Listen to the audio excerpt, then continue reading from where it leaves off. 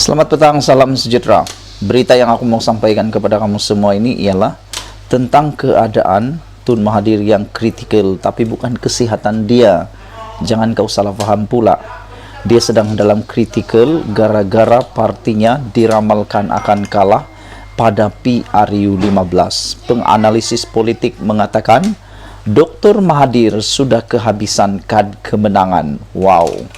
Walaupun ramai orang yang mengatakan bahwa Tun Mahathir memang adalah pakar kepada kemenangan, pakar kepada mencipta kemenangan, pakar kepada mencipta strategi kemenangan, tetapi yang ini penganalisis kata Dr. Mahathir sudah kehabisan kad kemenangan. Apa kad kemenangan itu? Aku pun tak tahu. Jom kita tengok dulu apa ulasan ini. Menjelang PRU 15, persaingan meraih kemenangan di Kedah boleh dianggap paling sengit pada kali ini. Dengan kelibat serta pengaruh Dr. Mahathir Mohamad, pasti terus menjadi sandaran buat partinya, Parti Pejuang Tanah Air. Bagaimanapun, penganalisis yang bercakap dengan Malaysia kini berpandangan kebergantungan pejuang yang kini membentuk gabungan Gerakan Tanah Air GTA terhadap ketokohan anggota parlimen itu bukan lagi modal besar untuk menjamin laluan mudah. Penganalisis politik daripada Universiti Malaysia, Perlis, Muhammad Izmar Yusof berpandangan Mahathir sudah kehabisan winning card atau kelebihan untuk mendapatkan kemenangan. Tanpa menafikan pengaruh tersendiri bekas Perdana Menteri keempat dan ketujuh itu, Muhammad Izmar berkata, pengaruh Mahathir di Kedah mempunyai dua fasa, namun ia sudah berlalu. Fasa pertama apabila anaknya Mukris dinamakan sebagai Menteri Besar dan BN kembali berkuasa di Kedah. Kedua, ketika dia bersama PH berjaya merampas dan membentuk kerajaan Kedah.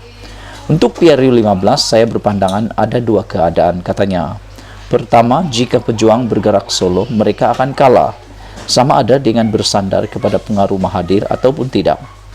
Sebaliknya, jika pejuang bekerja sama dengan PH, itu akan membuka sedikit peluang kemenangan kepada mereka, walaupun ia sangat tipis kerana keadaan semasa tidak sama dengan sokongan yang diterima Mahathir semasa PRU 14. Tambah Muhammad Izmar lagi, walaupun secara umum Mahathir mempunyai pengaruh, namun dia tidak yakin aura itu memadai untuk pejuang atau GTA menarik undi.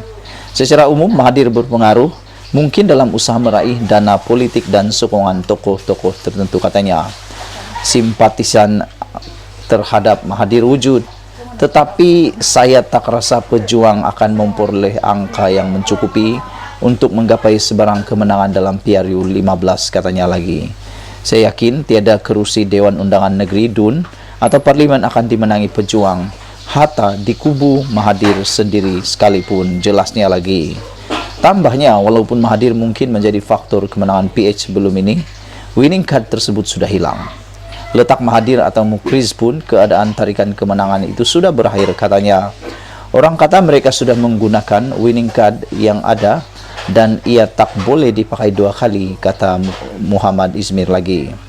Sementara itu, penganalisis politik daripada UUM, Profesor Rusdi Omar berpendapat momentum pengaruh terhadap pejuang juga bergantung sama ada Mahathir turut menjadi calon atau sebaliknya. Katanya berdasarkan situasi semasa, dia menjangkakan bekas pengasas bersatu itu akan turut bertanding pada PRU 15. Saya tak nampak Tun Mahathir tidak akan bertanding, sebab dalam sidang media dia pun ada bercakap perkara itu termasuk mahu jadi Perdana Menteri lagi. Maknanya dia selagi dia hidup kemungkinan besar akan terus bertanding. Ia akan beri kelebihan pada pejuang sebab orang Kedah turut mengambil kira sumbangannya. Jadi, saya jangka GTA boleh menang beberapa kerusi di Kedah. Melainkan GTA turut bekerjasama dengan PH, mereka akan lebih kuat untuk berdepan BN dan PN, katanya, yang juga Dekan Ghazali Safi, Graduate School of Government, UUM. Sekian dulu untuk isu kali ini. Dengan pendapat daripada pakar-pakar politik, penganalisis politik Malaysia ini, kita lihat Mahathir memang dalam keadaan kritikal kerana sudah kehilangan kad kemenangannya. Dan seperti yang dikatakan oleh pakar politik tersebut, beliau mengatakan Mahathir mungkin akan bertanding selagi masih hidup. Sebelum kita berpisah, jangan lupa tinggalkan komen Anda tentang kemenangan Mahathir ini dan juga keinginan Mahathir menjadi Perdana Menteri buat kali ketiga, dan juga komen Anda berkaitan dengan ulasan profesor tersebut, yaitu selagi hidup, selagi bertanding.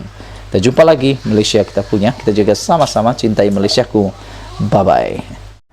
Petang-petang yang indah ini dibocorkan lagi satu rahasia yang semua orang nak tahu. Inilah amaran Zahid kepada Ismail Sabri, kata Ketua UMNO yang digantung keahlian selama 6 tahun oleh UMNO semalam. Saudara semua, Ketua UMNO bahagian Alor Setar, Datuk Muhammad Yusof Ismail menganggap penggantungannya sebagai ahli UMNO bersama ahli Majlis Kerja Tertinggi MKT UMNO, yaitu Datuk Seri Tajuddin Abdul Rahman semalam, adalah isyarat daripada Presiden Parti Datuk Seri Ahmad Zahid Hamidi kepada Perdana Menteri Datuk Seri Ismail Sabri Yaakob supaya mempercepatkan pilihan raya umum ke-15. Menurutnya, Zahid seolah-olah atau seboleh-bolehnya mahu supaya Parlimen dibubarkan segera agar PRU15 dapat dilaksanakan pada bulan ini juga. Saya fikir tindakan ini, penggantungan, adalah mesej yang nak disampaikan kepada Perdana Menteri, Naib Presiden UMNO, sebab kedua-dua kami merupakan penyokong kuat Perdana Menteri, terutamanya dalam kumpulan ketua bahagian, katanya lagi. Apapun kata beliau, beliau tetap UMNO dan darah masih biru, yaitu Barisan Nasional. Kita tunggu sajalah 6 tahun, tak lama pun. Cuma 6 kali raya saja, katanya, memetik laporan Warta Rakyat hari ini. Memetik lanjut, katanya, setakat ini beliau masih belum menerima sebarang surat rasmi daripada UMNO berhubung tindakan dikenakan terhadapnya dan akan dimaklumkan dan hanya dimaklumkan mengenai perkara itu oleh rakan-rakan dalam MT yang hadir dalam mesyuarat malam tadi. Beliau berkata, keputusan ini memang mengejutkan sebab saya tak tahu masalah apa yang saya timbulkan. Kalau saya buat salah, katanya, tak ada pula lembaga disiplin panggil parti panggil.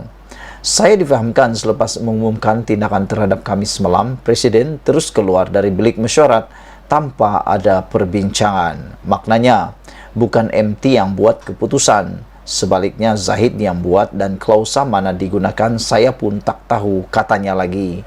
Diulangi sekali lagi, kata kata Ketua UMNO yang digantung keahlian ini, beliau tidak tahu dan beliau terkejut apa masalah yang menyebabkan beliau digantung.